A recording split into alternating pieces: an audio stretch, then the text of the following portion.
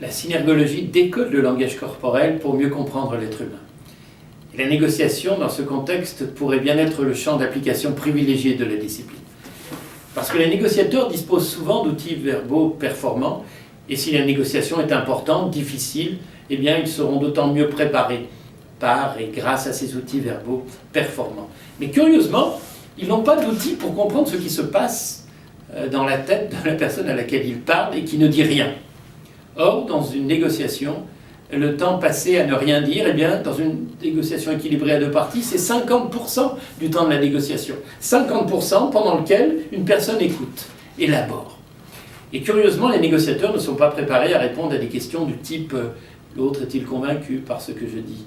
L'autre aurait-il envie de s'engager ? L'autre est-il d'accord avec moi ? L'autre m'écoute-t-il ? L'autre croit-il en ce que je dis ? Parce que l'autre, eh bien, il ne dit rien. Mais pendant qu'il ne dit rien, cet autre, eh bien, il réfléchit. Et comme le cerveau et le corps sont interconnectés ensemble, ce qu'il pense se voit, se repère sur son corps à des micro-déplacements, des micro-mouvements, des micro-attitudes. Et dans ce contexte, eh bien, la synergologie pourrait bien être le petit plus de la négociation. Parce qu'il va permettre de poser des questions répondant aux attentes non formulées par l'interlocuteur.